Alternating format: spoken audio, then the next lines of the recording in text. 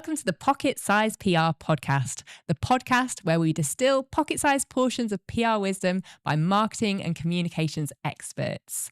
I am your host, Charlotte Nichols from Harvey and Hugo, and I'm delighted to be joined by Laura Ryan, who is CEO of Lavenpark. Laura is globally recognised as an expert in building networks and driving transformation in the agri-food sector.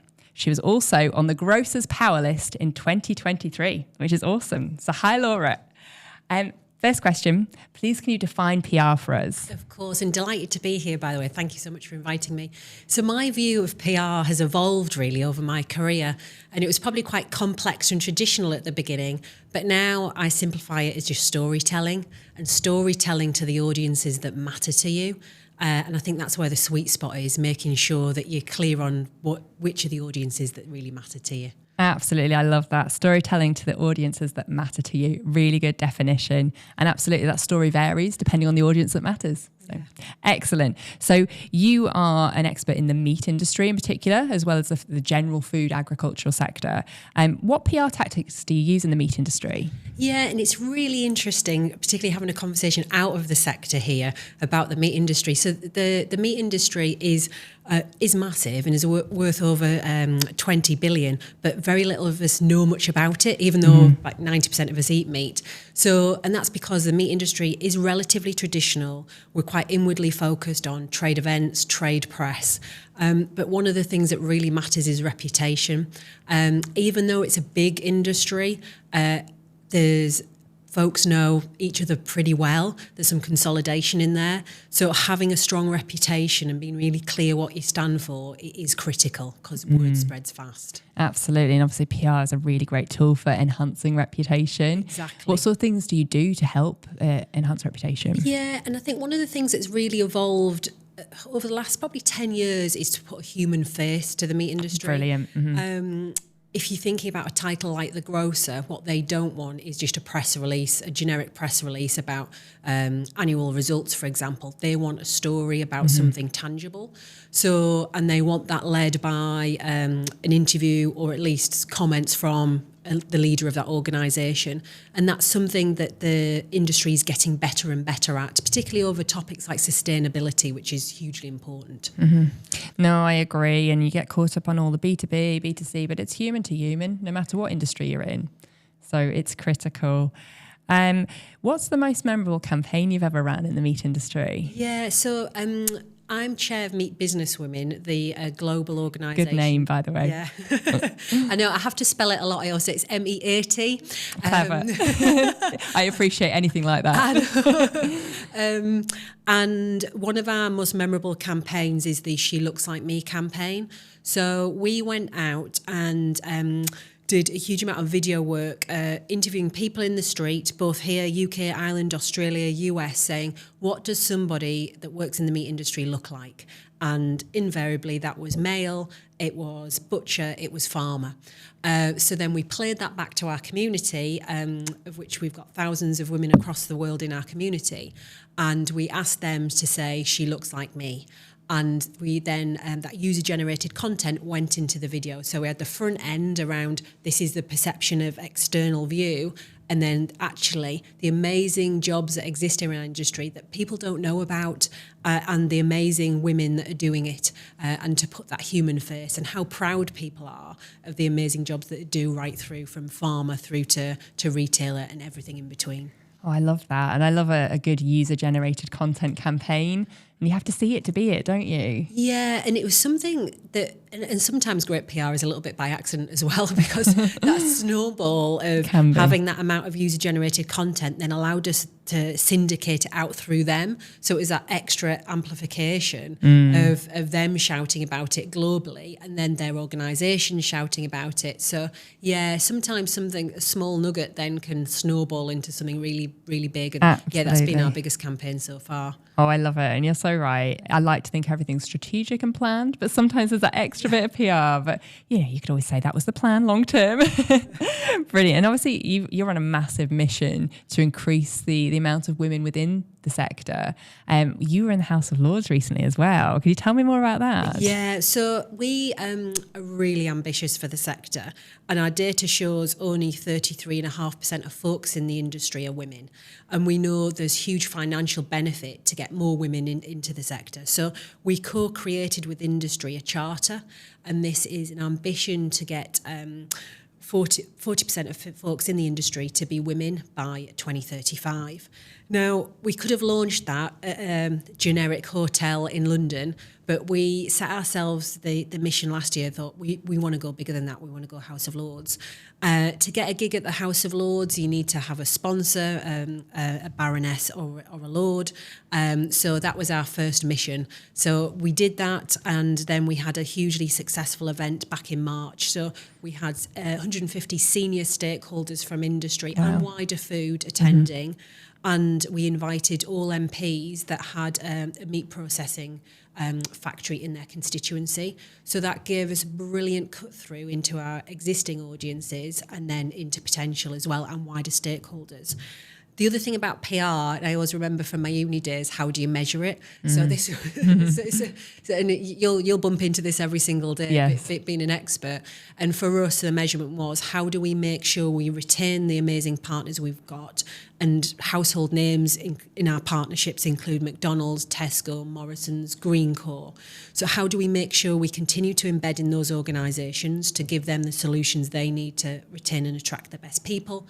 But how do we grow? So we've got 2 new partners as a result of that event, and also widened our reach as a result too. So LinkedIn was awash with our event afterwards, and the amount of people that have said, this is amazing, what you're doing, how can I find out more? And just really simple, basic things. We were lucky it was a sunny day. So out on the balcony there at the Thames, giving people signs with the charter, so they wanted photos, and they posted those on their own channels, and doing some really precise PR around the CEOs, giving them a soundbite that then we would put into a social media towel that their organisations could push out as well as our own. We're tiny, but having a Morrison's push it out across their socials with 1 million plus followers has massive impact for us. Yeah, so yeah, it's really exciting. So my advice there would be, if you want to go crazy and push for something really highlight the House of Lords, go for it, because there's always a way. Yeah, think bigger almost. Yeah. And really push yourself. Definitely. And it's so true. I'm really glad you've mentioned it. Following the launch of that, or the main event, it's backed up, because I've just actually scheduled a post about momentum as well, and how, you can't just expect everything to keep going after that amazingly successful launch. So good for you. Thank you. And that's the tough bit, momentum. It's really interesting speaking to the senior leaders that we co-created that with. The word, that is exactly the word. So we've got op-ed pieces planned with trade press later this year. We have our own UK and Ireland conference this month with about 300 of our community. So we'll be talking about it there. And we have to be really mindful. We've had a very exclusive event with 150 folks. What does that mean for women that actually work in the meat industry? So we're making sure we translate that effectively this month to make sure they feel some ownership of it too. Oh, brilliant. Sounds like you're doing amazing with that campaign. I'll keep a lookout, because I saw it all on LinkedIn. Great. It was massive noise. So. I know sometimes you just don't know if you're seeing your own noise, so it's great other people are saying they've seen it too. Yeah, and I'm not even really in the industry. Yeah. We have some clients that are linked to that, but it was great to see it, and always grateful for people championing women. Thank you. Well done. Great Thanks. job. In terms of your consultancy at the minute, you're doing a lot of kind of building personal brands. How important is that? Yeah, really important. So part of my life is meet business women, but I'm portfolio, as you said. So I do a huge amount of exec coaching, and personal brand falls out of that a lot. Folks want to have a stronger personal brand and want to navigate that. And it's the basics of people buy from people, regardless of what that is. Absolutely. And having a strong personal brand unlocks opportunity, builds trust, and makes business easier. And I think it's about being really clear on what it is you stand for and what you want those personal brand points to be, because sometimes you can set off on a journey having a persona, but it's not reality. And as we know, it's really hard to keep something going, back to the momentum word, when it's not your true self. So yeah, completely personal agree. brand is central really to a lot of the conversations I have on the consultancy side. Absolutely. Authenticity, knowing your values, critical. And we still come across people who aren't keen to raise their personal brand, and there used to be, back in the day, you know, the business brand would carry everyone. I think the emergence of social media, you know, almost everyone's visible, especially podcasting now. Everyone has a voice, and we're encouraging them to use it because it matters. Yeah. And I think people don't just want to see what the business is up to. They want to see, what do you do in your role? Like, and they buy from people, like you say. So personality is really important. Definitely.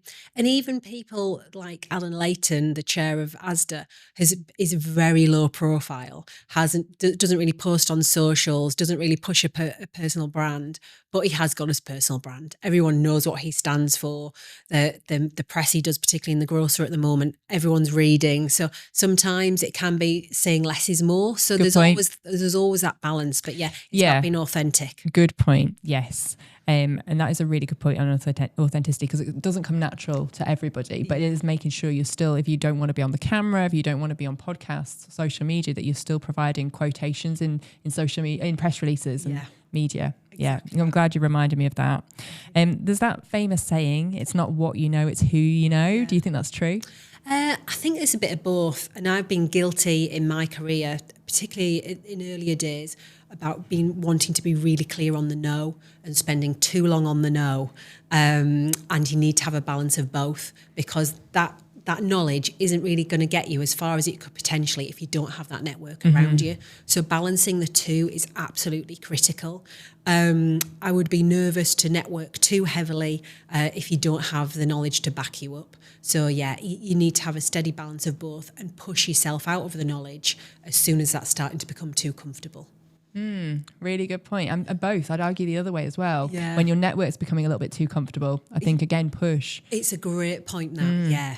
It's almost like Ian Kinnery, our business coach, often says there's no comfort in the growth zone, just like there's no growth in the comfort zone. You know, so it's always a good idea to keep expanding network. I know myself over the years, particularly through COVID, I got quite comfortable with the networks I was in and thinking, I don't have to go out, see as many people. And actually I do, and I'm back into that now. Yeah.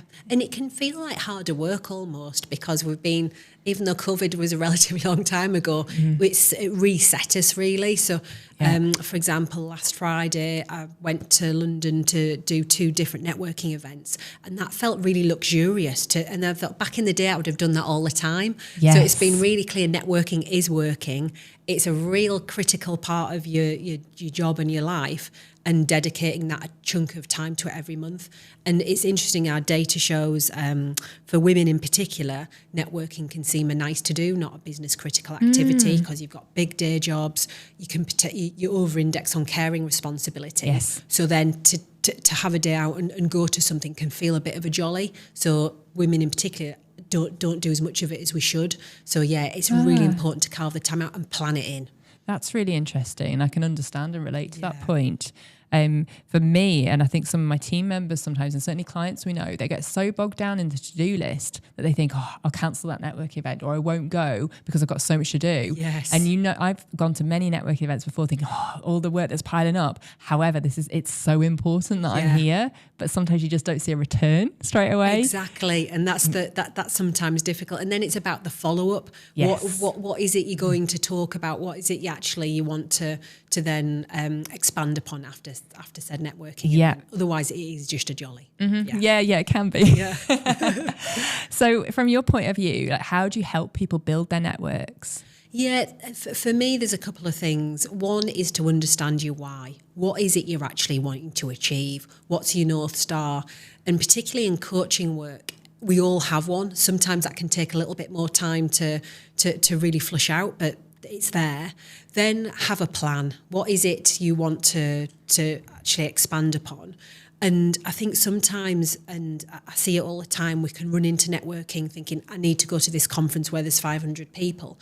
Well, my advice is always start small and really start with a personal board who is it around you that you can ring when you're sat in the car at 5 o'clock on a Friday night and you're thinking, I'm not sure where to go here with this, that is strong on your personal board? Who is it? And it's particularly strong for me being portfolio to have those folks around you, as well knowing your strengths and weaknesses. Who are the people around you that can plug some of those weaknesses and help you push on your strengths? So yeah, personal board being that. And then number 4 is spend the time, as we've spoken about. If you don't spend the time, then it just disappears off the agenda. And sometimes I speak to folks and they're like, yeah, I had all those plans. I was going to do the LinkedIn post. I was going to reach out to X, Y, and Z. And I say, just who is it you want to connect with? And why don't you this month make yourself a target? I'm going to ring them.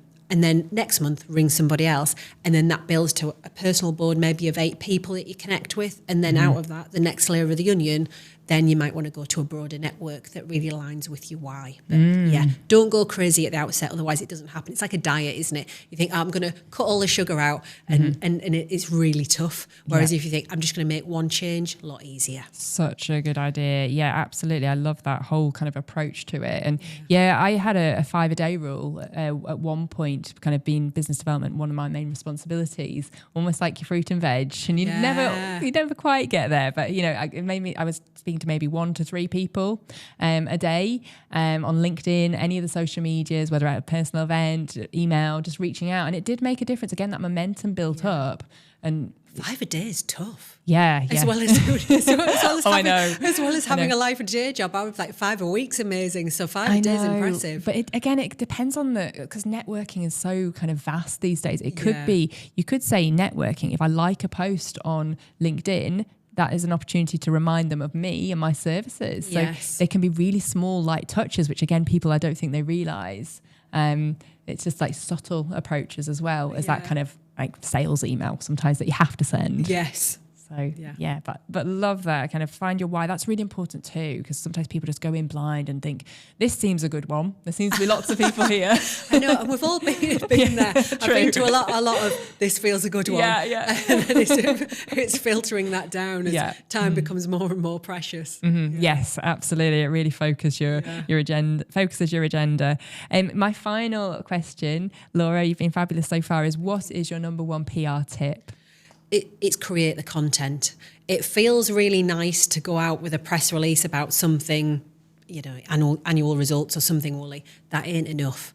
What content are you creating that's going to be really valuable to your audiences? So an example I would give is Meet Business Women. We invest heavily every 3 years to produce a global report. That then gives us the platform to get PR opportunities, speak to our members, speak to our corporate partners.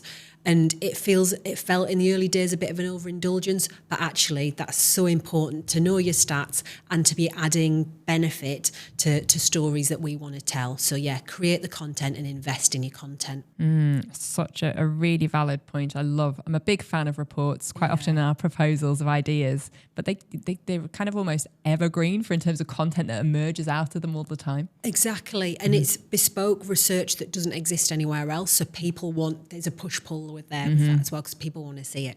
Amazing. Thanks so much, Laura. Thank you for having me. Nobody can do business with you if they don't know about your business. But nobody will do business with you if your business's brand doesn't have trust and credibility. PR is the secret sauce in the marketing mix that can help achieve this and so much more.